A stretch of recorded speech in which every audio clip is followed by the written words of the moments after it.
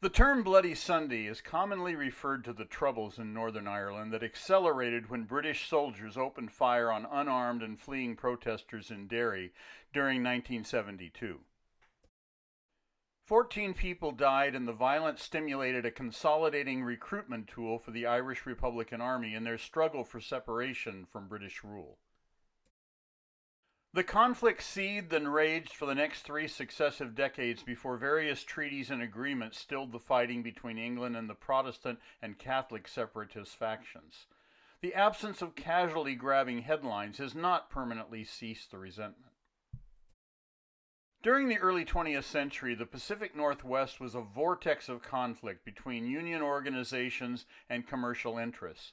Unions and politics were inseparable. Movements that had resisted authority have often attracted violence. As with the cities of Centralia and Seattle, armed conflicts and union strikes characterized the particularly unstable environment between 1916 and 1920 as global war raged. On November 5, 1916, Everett, Washington became a lethal skirmish among extended labor unrest. The city was in the midst of an economic depression. Violence had erupted on numerous occasions, fueled by rallies and street orators. Local law enforcement was resolutely aligned with commercial interests and business owners.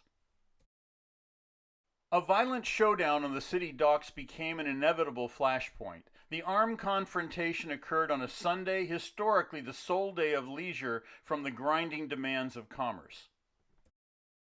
The most prominent union, the Industrial Workers of the World, IWW, had galvanized a team of 300 supporters to join the embattled workforce of Everett. Local shingle workers were in the midst of a 5-month strike that showed little promise of resolution. The contingent boarded 2 Seattle-based passenger ferries and headed for the Everett port. Local authorities had anticipated their arrival in the early afternoon. Armed vigilantes, deputized citizens, hostile hired thugs, and law enforcement authorities awaited their docking. Their greeting was absent of welcome. As one of the ships, the Verona, entered the dock area and threw a line over a bollard, Everett Sheriff Donald McRae called out, "Boys, who's your leader?" The Union members and sympathizers on board jeered and laughed. They replied, "We're all leaders."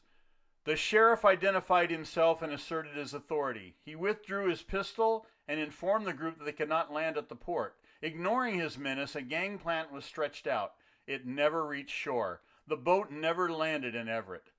There was silence as both parties surveyed the other. A single shot rang out, followed by approximately 10 minutes of intense gunfire. Innocent passengers were interspersed with the IWW members, and many rushed into the opposite end of the boat, nearly capsizing it.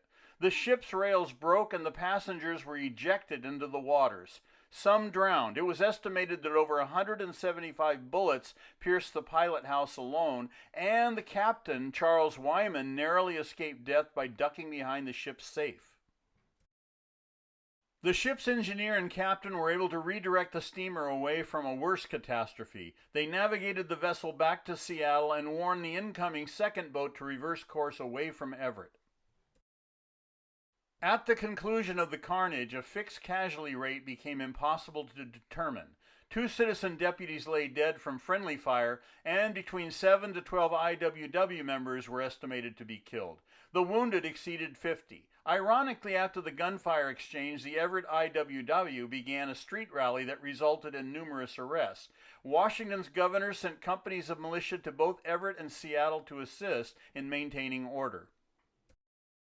Upon the Verona's return to Seattle, 75 members of the IWW, including their leader Thomas Tracy, were arrested for the murder of the 2 deputies. Following a 2-month trial in May 1917, Tracy was acquitted and the remaining defendants released from jail. Today, the historic Everett Dockside pillars emerge from the waters blunted and splintered from disuse and neglect. The commute between Seattle and Everett is conducted by freeway.